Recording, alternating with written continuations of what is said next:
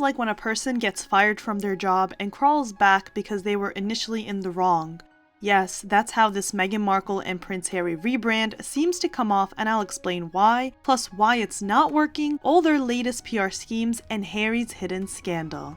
Hey everyone, and welcome back to Scandalous Media. It's Angela here, and it's time to discuss what my favorite ex-royals turned award presenters turned partners of the Wish version of Spotify have been up to. If you guys are new here, be sure to like and subscribe for new content each week. Follow us on our social media where we post weekly TikToks, Reels, as well as shorts here on YouTube. And be sure to check out our previous Harry and Meghan videos. You guys loved the special Psychology of Meghan Markle video that Alana did, where she exposed the little tricks and games that Meghan lay bare for us on Netflix. So if you guys want a part 2 or even a Psychology of Prince Harry video, let us know.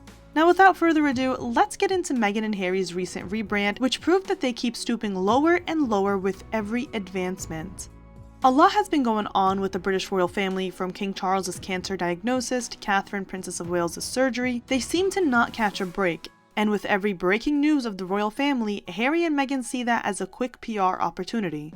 And now the cherry on top of this is the fact that they've rebranded their entire Archewell website. Yes, now former Archewell.com is Sussex.com. 4 years later, and they are still clinging to whatever royal dignity they used to have, and are proving everyone's concerns that they always wanted to monetize the royal status for personal gain. It is crazy, so let's get into it. And then I'll discuss all the PR stunts Harry and Meghan pulled for every breaking news moment of the royal family, plus how great the royal family has been handling everything.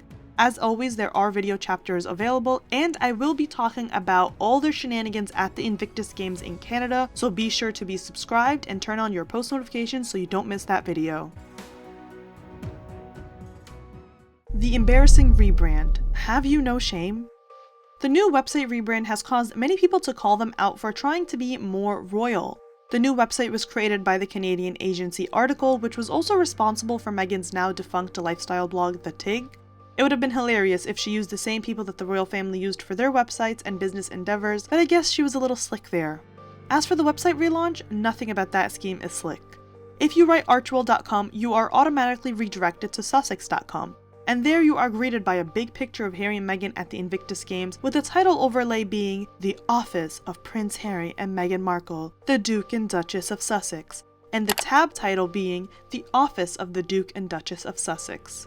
And where exactly is this office? Is it a local coffee shop? Are they renting out a friend's basement? Where exactly do Harry and Meghan work to clock in their 1 hour each week as exposed by previous tax documents? Do you guys recall when a French magazine exposed that there was no one present at the Archewell offices? That was not picked up by any media, despite how scandalous the story was. On top of that, presenting themselves with their titles, regardless of whether it's their rightful titles or not, but the mere fact that they choose to present themselves with their Sussex titles shows us proof that they didn't make a name for themselves these past 4 years and still need to rely on royal clout for relevancy. And yet they want to claim to just call them Harry and Meghan, which I'll explain more in the Invictus video, trust me. Is His Royal Highness the Duke of Sussex, and he's made it clear that we are all just to call him Harry. So ladies and gentlemen, please give a big, warm Scottish welcome to Harry. Even worse, their names are written under Meghan's coat of arms, which is this symbol here. They were told by the late Queen Elizabeth and senior officials to drop their Sussex Royal label in February 2020 after quitting as working royals. And yet the Sussex Royal site is still live 4 years later, with a disclaimer stating that it sets out the work streams of Harry and Meghan prior to their move to the US. And on top of that, the old site is linked on their new site. Why are they linking to a site with a name they can't use to reference work they don't do anymore? And why do they choose to focus on their old work within the royal family as opposed to highlighting the so-called groundbreaking work they've done in the past 4 years?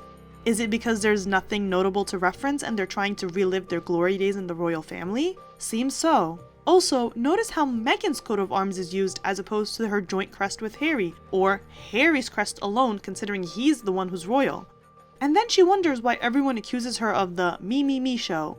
Her publicist jumped to her defense with an entire article in People magazine dedicated to trying to make sense of the fact that she's using the royal symbol to begin with, let alone using only hers on a website that's supposedly representing both of them. It's also worth mentioning that their conjugal coat of arms was never officially revealed by the palace, and they're already running with excuses that, well, Meghan's design also incorporates Harry's coat of arms. But regardless of all of that, A, the crest would need to be updated following King Charles' accession to the throne, and B, they're not working royals, so why are they trying to monetize and leech off royal privileges? Is it because Hollywood called them out for being grifters? I wish I had been involved in the Meghan and Harry leave Spotify negotiation. The fucking grifters. That's the podcast we should have launched with them. I got to get drunk one night and tell the story of the Zoom I had with Harry to try to help him with a podcast idea. Is it because they get mocked at elite Hollywood events for doing nothing and getting paid? Her portrayal of the Queen was so good, Prince Harry called her and asked her for money. Turns out Prince Harry and Meghan Markle will still get paid millions of dollars for doing absolutely nothing. And that's just by Netflix. Is it because they don't get invited to anything worthwhile, which means they take international flights for a random movie premiere out of all events? Is it because even at their events, such as the Invictus Games in Canada, they still get booed?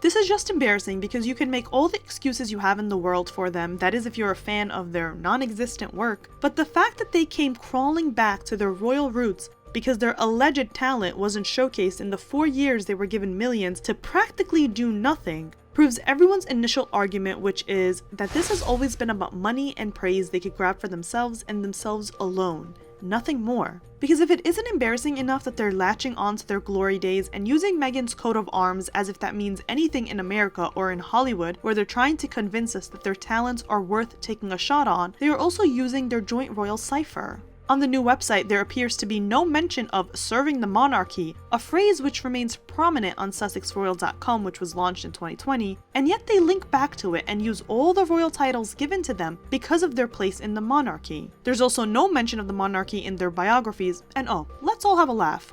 Whose biography do you think is longer, Harry or Meghan? I'll wait. If you guessed Meghan, you are correct. Her biography is nearly 2 times longer than Harry's because, right, the wife of a prince who used to act on a cable television show but wasn't relevant enough to be invited to the reunion at the Golden Globes has definitely had more impact. My bad. There is also no mention of their work in the royal family, which was the only thing relevant about them, but Meghan's biography mentions her Spotify podcast, which got cancelled by Spotify due to them being exposed as grifters as we know, as well as her minuscule acting credits and lifestyle blog that no one recalls besides Meghan's friends who appeared on Netflix. But alas, that is enough to hail her as a feminist and champion of human rights and gender equity in her biography. Brands and culture expert Nick Ed joked that the traffic will come from tourists thinking they are searching for the best places for fish and chips in the county of Sussex rather than the office of the Duke and Duchess. PR schemes. Aside from the embarrassing website rebrand, Harry and Meghan still had no shame when it came to King Charles and his cancer diagnosis. Considering the channel I run, I have news alerts on my phone so I can be up to date with breaking news and future topics. And I kid you not, I see the TMZ notification of breaking news, Palace announces King Charles' cancer diagnosis, and not even 5 minutes later, I get another notification from People magazine with an exclusive saying that Harry will indeed travel to the UK to see his father. I don't know about you guys, but the fact that he was so quick to notify his PR reps that he would be going the minute the news was released felt so sus to me because he seemed more worried about notifying the press about his next move as opposed to letting the press find out when he actually lands in London, which is what will eventually happen. For someone who cries security, he didn't have any issue letting everyone know his exact move, which is hopping on a plane and going to see his father. People magazine had a source break the news, so who do we think the source is besides Harry or Meghan?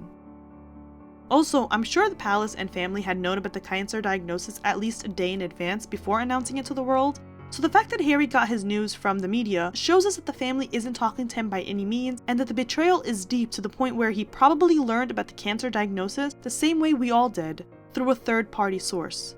But they stoop even lower. The second Harry lands in London, Meghan poses for backward paparazzi in her car, where she makes sure they catch her big smile.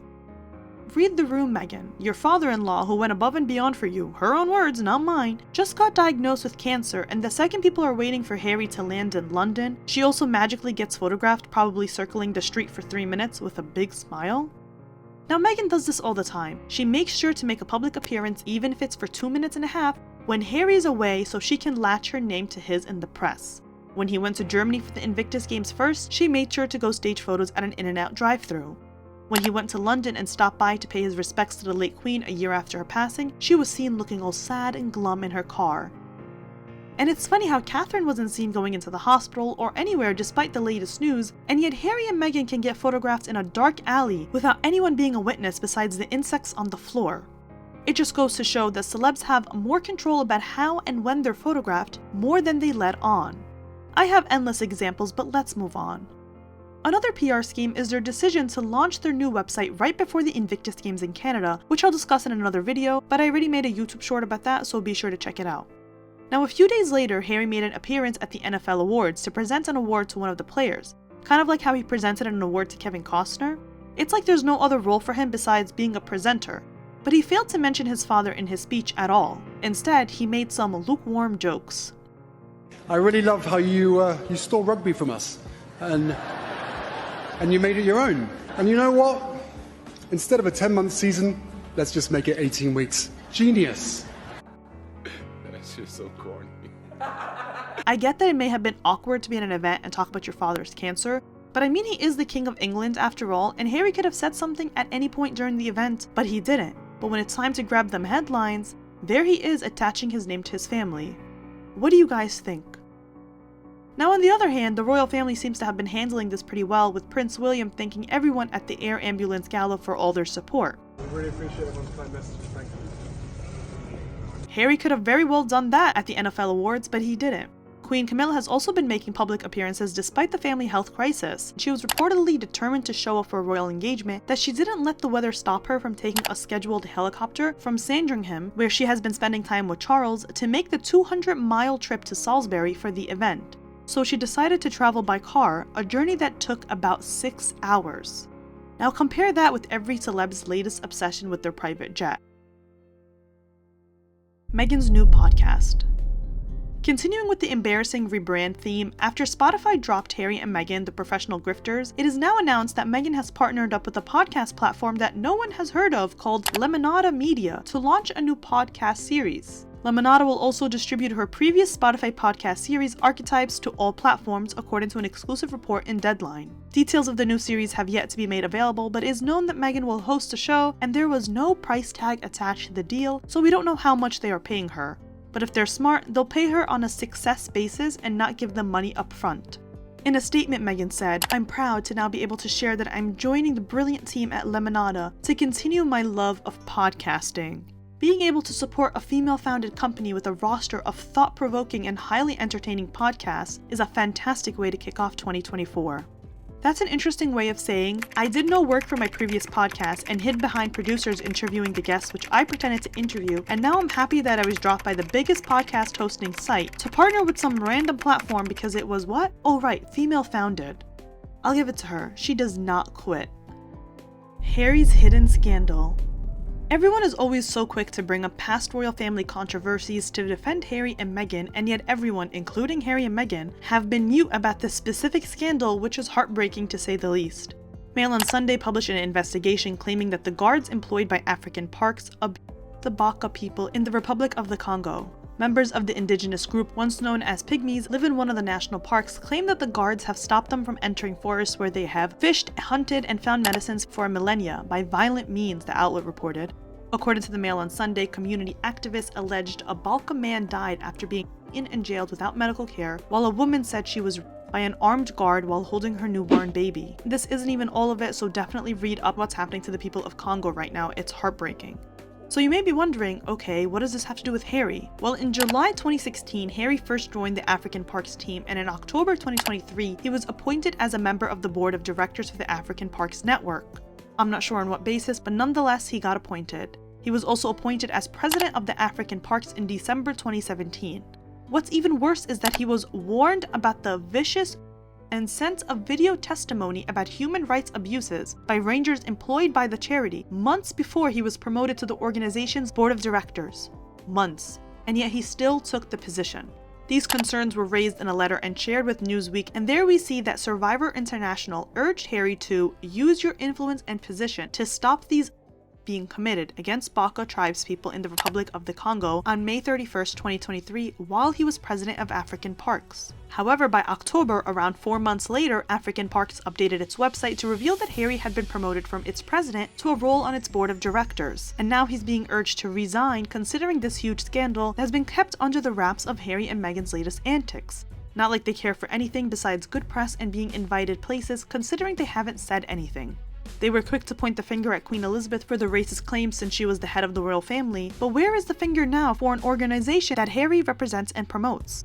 It's absolutely insane. It's one thing to apologize or take responsibility for something, but it's another thing to pretend it doesn't exist and still take the glory. What more will we see from Harry and Meghan in their quest for money, fame, and power?